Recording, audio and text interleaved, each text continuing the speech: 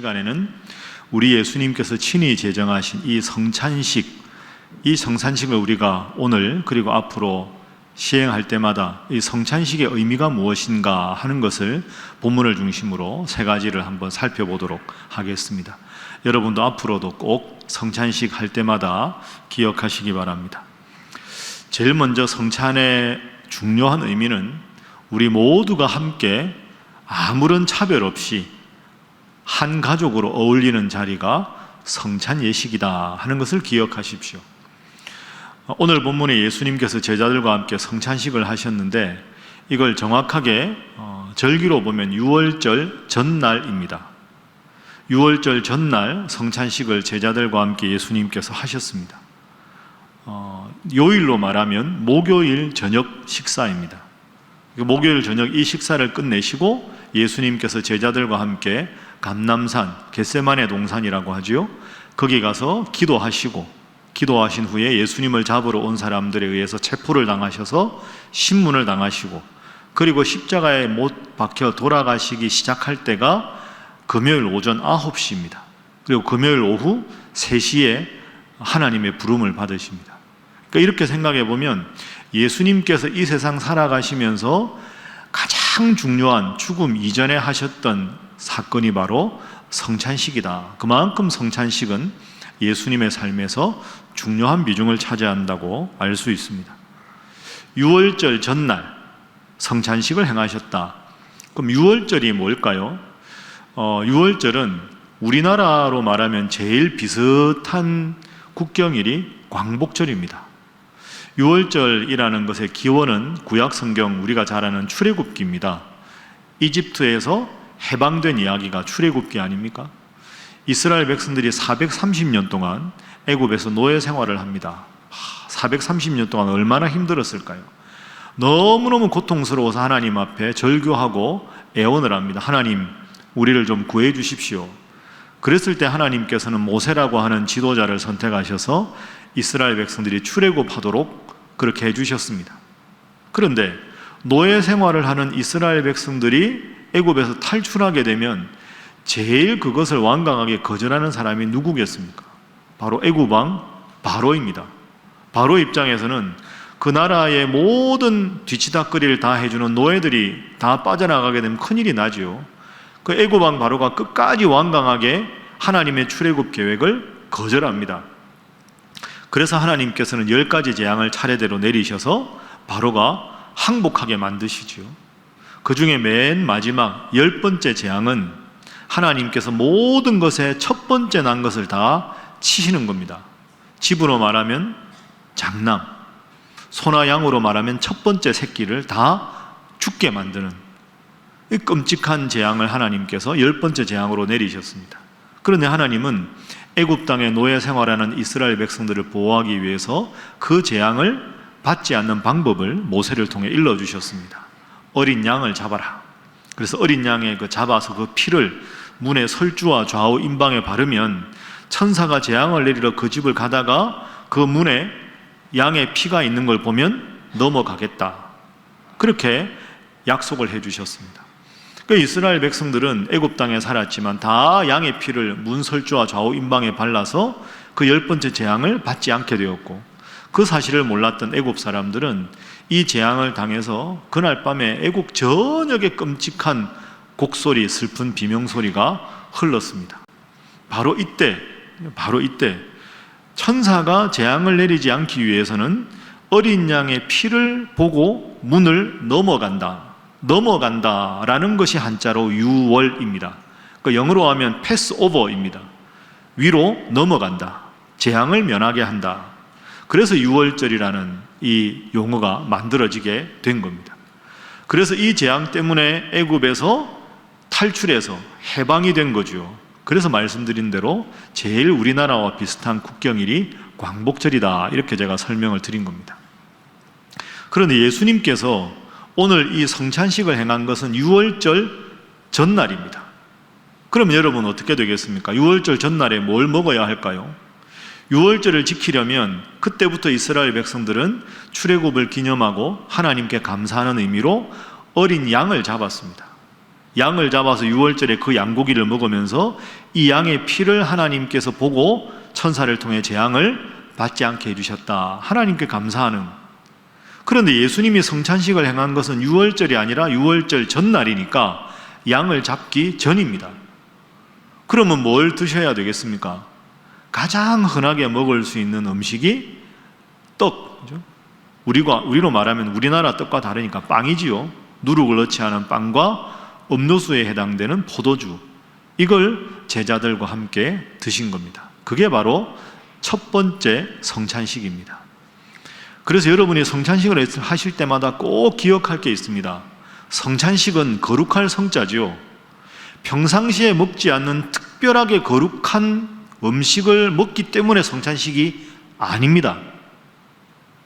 우리야 주로 주식이 밥하고 반찬하고 국 아닙니까? 근데 그 나라 사람들은 빵하고 포도주가 주식입니다.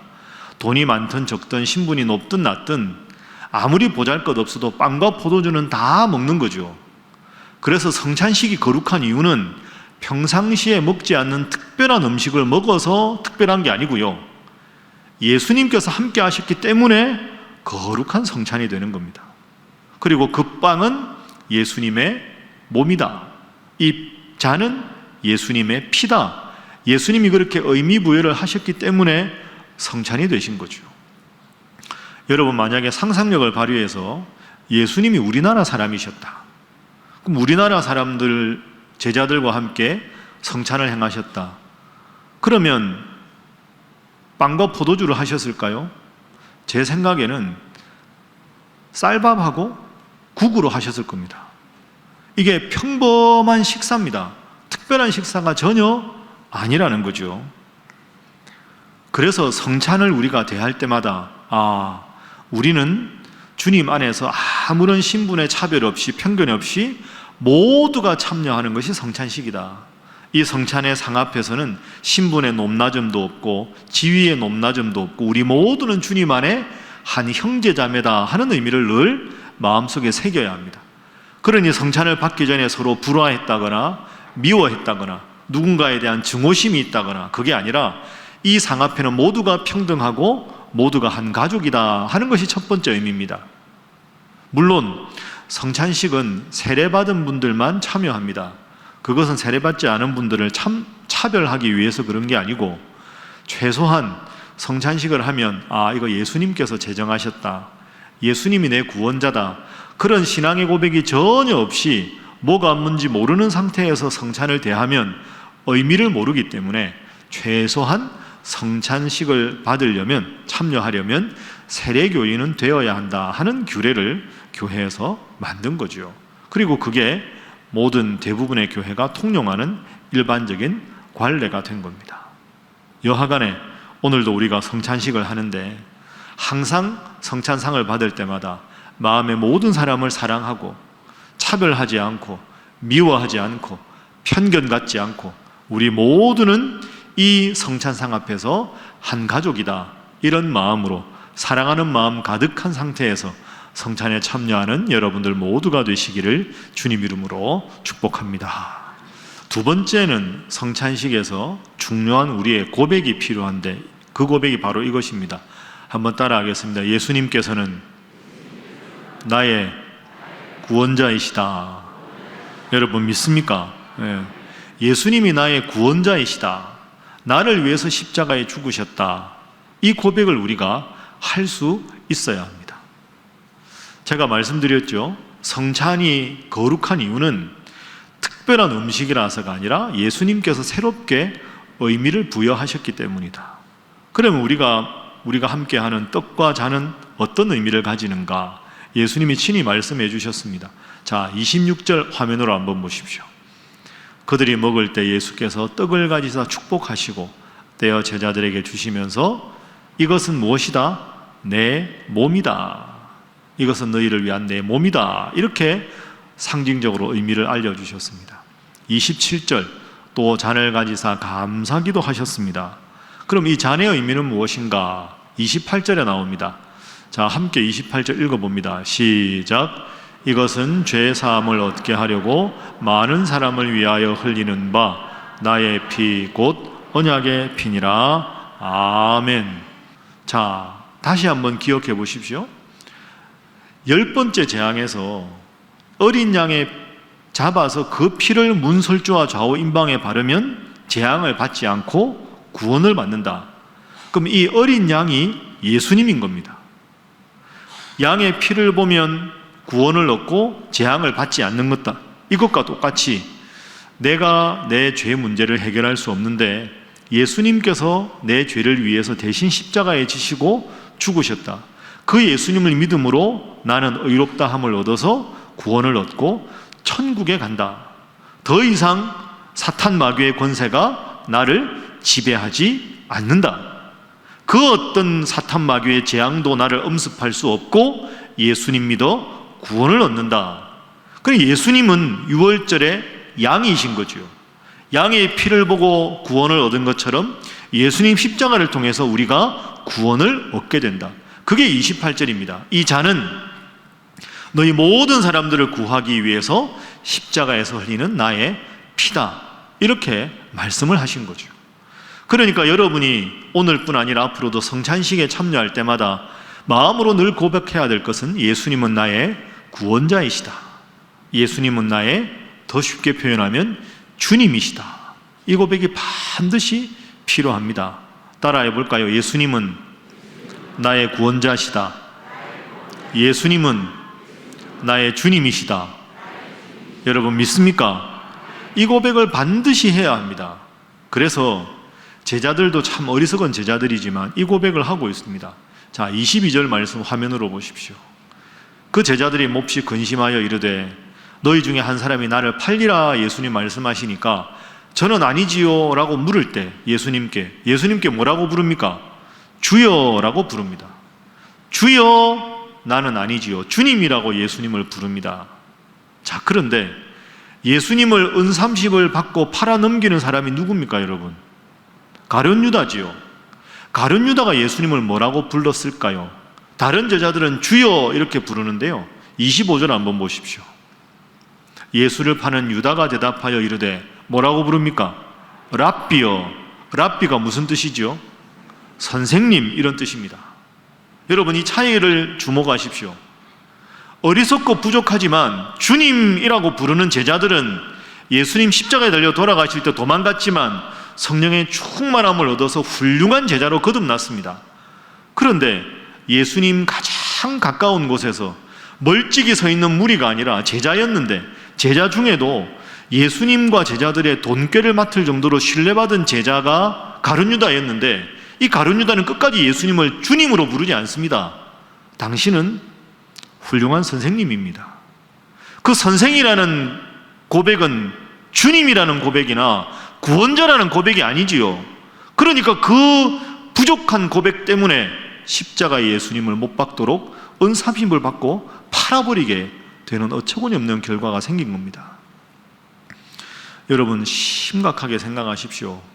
예배당에 나온다고 해서 다 예수님의 제자가 아닙니다. 여러분 혹시 이 자리에 앉아 계신데 나는 예수님을 구원자라고 인정하는 것은 어려운 것 같아. 예수님은 훌륭한 가르침이야. 예수님은 인류의 3대 4대 성인 중에 한 사람이지.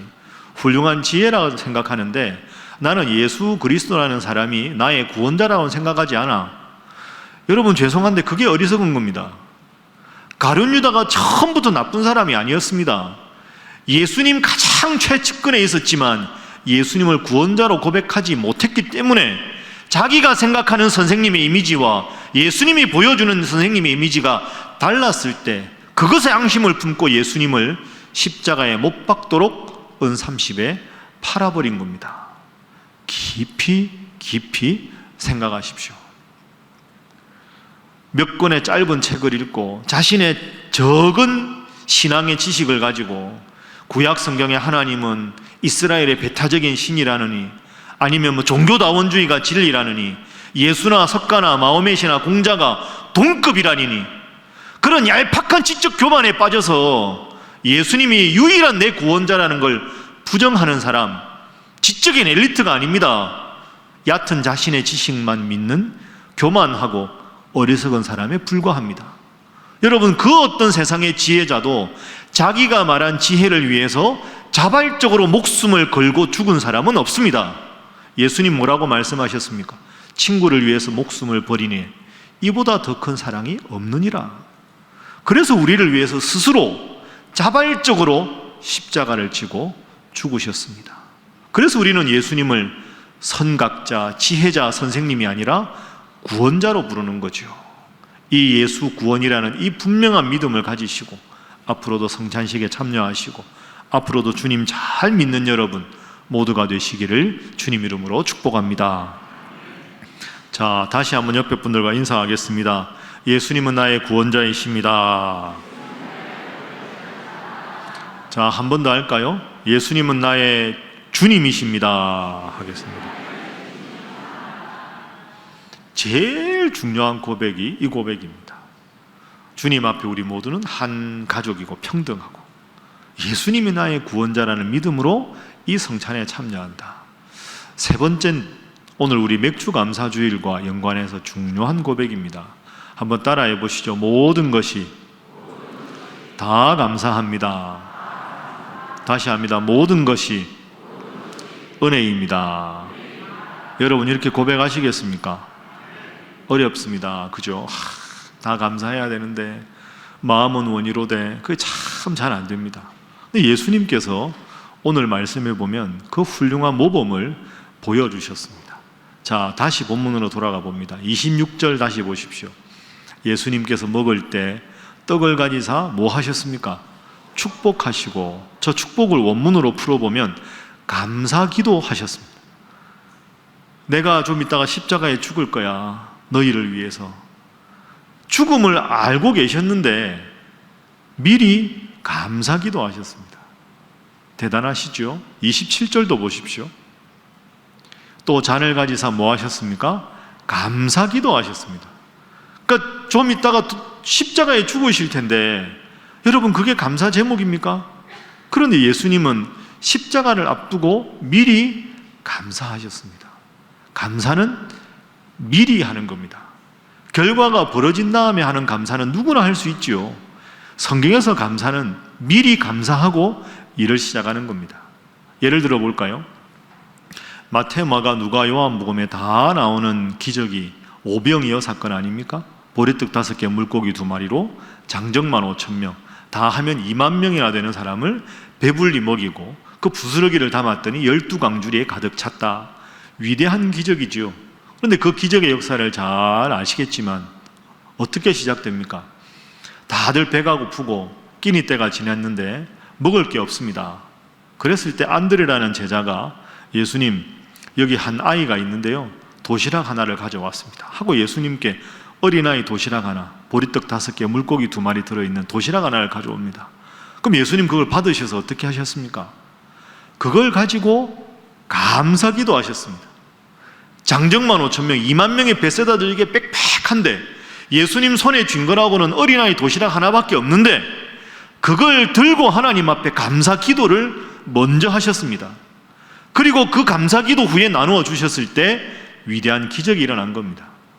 여러분, 모두가 배불리 먹고 나서 감사하는 것 다 할 수 있는 거죠. 그런데 감사를 먼저 하시고 나가셨을 때 기적이 일어났습니다. 따라해 봅니다. 감사가 기적을 만든다. 다시 해볼까요? 감사가 기적을 만든다. 여러분은 그런데 얼마나 감사하십니까? 연습해 보십시오. 이제 6개월 시작하고 6개월 남았습니다. 연말까지. 미리 감사하십시오. 하나님 감사합니다. 하나님 감사합니다. 미리 감사하고 6개월을 한번 보내보십시오. 놀라운 하나님의 능력이 여러분과 함께 하실 줄로 믿습니다. 장마철이라고 무덥다고 힘들다고 그때마다 불평하고 짜증내면 예수님 믿는 우리가 다른 점이 무엇이 있겠습니까? 자꾸 입에서 짜증과 원망과 불평이 자꾸 새어나오려고 할 때 꼭 기억해야 될 성경 구절 제가 읽어드리겠습니다. 자, 민수기 14장 28절 화면 보십시오. 하나님이 말씀하셨습니다. 너희 말이 내 귀에 들린 대로 내가 너희에게 행하겠다. 감사합니다 하면, 하나님 귀에 감사합니다는 말씀이 들리면 감사할 제목을 풍부하게 해주겠다. 짜증난다, 불평한다. 그러면 계속 짜증거리, 불평거리를 주시겠다는 거죠. 그럼 우리가 어떤 걸 말해야 될까요? 자, 에베소서 5장 4절에 정답이 있습니다. 함께 읽어봅니다. 시작. 누추함과 어리석은 말이나 희롱의 말이 마땅치 아니하니 오히려 감사하는 말을 하라. 아멘. 제가 지난 주간에 교수 목회자 세미나를 갔다 왔는데 그 중에 여수를 다녀왔습니다. 함께 공부도 하고 대화도 하고 좋은 시간인데요. 여러분, 여수에 가면 애양원이라는 곳이 있습니다. 다음 여수 가면 꼭 한번 가보십시오. 애양원 교회가 있고 뒤에 박물관이 있고요. 좀 더 가면 손양원 목사님 순교 박물관이 있습니다. 여수공항에서 가까운 곳인데 꼭 한번 들러보시면 참 은혜가 됩니다. 그 손양원 목사님이라는 분은 그 당시에 나 환자들이 함께 거주하던 소록도가 생기기 전에 애양원 교회에서 그 나 환자들과 건강한 사람들이 함께 예배를 드릴 때 목회했던 분입니다. 별명이 사랑의 원자탄입니다. 왜 손양원 목사님이 사랑의 원자탄인가? 여러분 아시는 대로 1948년 10월에 여순 사건이 일어납니다. 여수 순천 지역에. 그 많은 공산당들이 그냥 무고한 시민들을 총으로 쏘아 죽이는 일이 비일비재했습니다. 그 당시에 손양원 목사님의 두 아들 이름이 손동인, 손동신, 동인, 동신 두 아들인데 하나님 말씀도 자주 전하고 하던 아주 건실한 청년들이었습니다. 그런데 공산당이 그 두 청년이 하나님 말씀 전하는 것 보고 화가 나서 총으로 쏘아서 그 두 아들이 갑자기 총살을 당해서 죽게 됩니다. 손양원 목사님이 기도하시다가 청천벽력처럼 두 아들이 공산당원에 의해서 살해당했다는 소식을 듣습니다.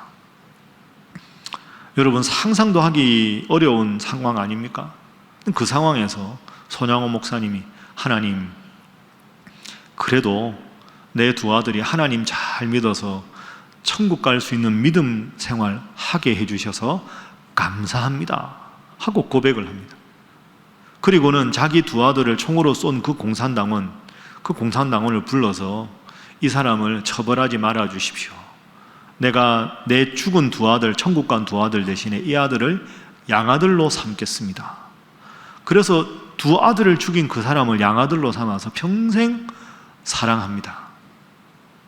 그리고 장례식이 다 끝난 다음에 하나님 앞에 두 아들 장례식 잘 마쳐서 감사한금을 드립니다.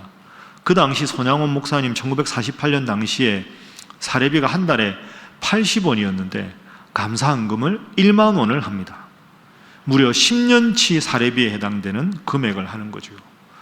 금액이 많다는 걸 여러분에게 강조하는 게 아니고, 야, 두 아들이 죽었는데 천국 갔다고 그 큰 금액을 하나님 앞에 기꺼이 바칠 수 있는 그 믿음을 우리가 한번 생각해 보자 하는 겁니다. 말씀을 정리하겠습니다. 여러분, 상반기 6개월 어떻게 보내셨습니까? 힘들 때도 있었고 답답할 때도 있었지만 지금 와서 생각해보면 6개월이 다 하나님의 은혜 아니었습니까? 이제 6개월 남았습니다. 먼저 은혜를 고백하십시오. 먼저 감사합니다 하고 고백하십시오.